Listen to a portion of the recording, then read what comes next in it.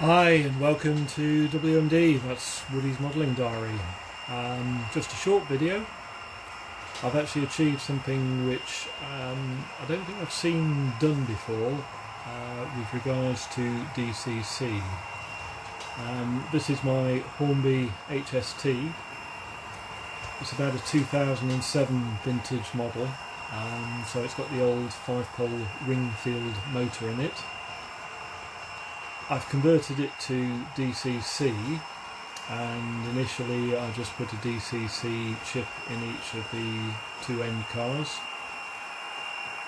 The one power car with the motor, it ran fine. The second unmotored power car, it ran fine. Controlled the lights on that. I then decided to upgrade to Hornby TTS Sound chip. Install that into the trailer car, the unpowered car, and that worked fine. Put it into the motored power car and found that it's turned into a SST, a slow speed train. Quite literally it wouldn't do more than about a scale 20 miles an hour. Somewhat puzzled by this, I did what probably should have done before I even started this project and had a look on the internet, and the general consensus is that the Hornby 5-pole Ringfield motor pulls considerably more than the half amp which the Hornby TTS decoder will supply it, and therefore it just doesn't work. There were suggestions to put a new motor in. There are some kits offered which give you the opportunity to upgrade the motor, but this motor ran fine, and I really didn't want to do that given that the motor was performing well. So thinking out of the box a little bit, I knew that the motor power car worked with an ordinary DCC chip. I knew that the sound chip worked, but it wasn't enough to power the motor.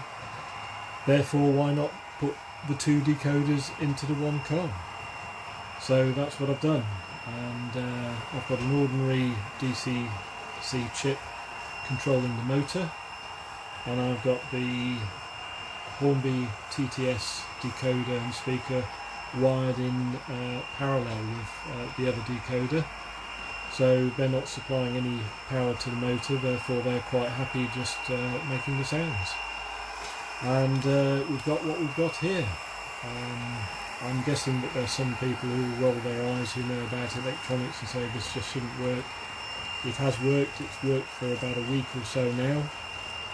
There are details on my blog about the sort of story of how I went through this if anybody wants to have a look. Just search for WMD Woody's Modelling Diary. You may get one or two other search results come up, but mine's the one about model making. So anyway, let's just have a brief circuit with this HST and hear a few sounds which comes out of it. And to have the sounds come out both ends, that's tremendous. It really is. And when you play the horns, it almost sounds like a stereo effect. So let's have a bit of a play.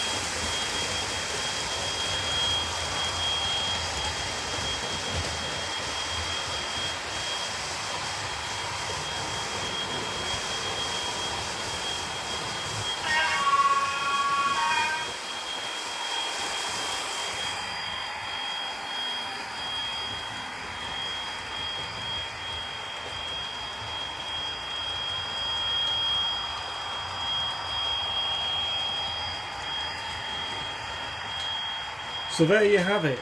And before anybody puts in the comments that I've got 2 Mark IV coaches in there, yes I do know. It's my layout, and at the moment I'm quite happy for those 2 to be in there.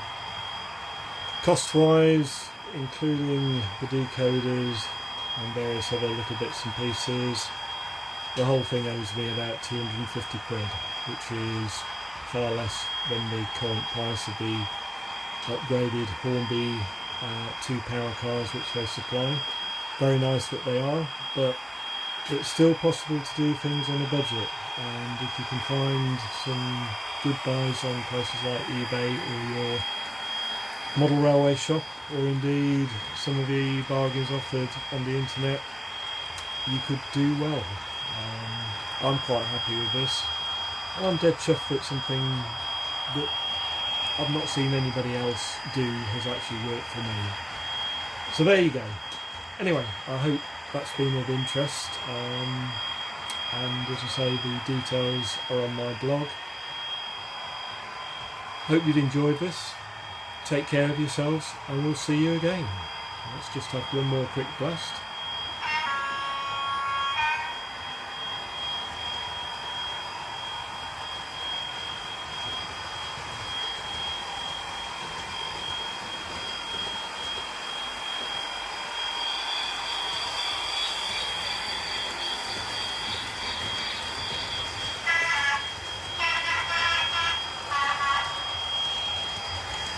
Thanks everybody, take care, bye.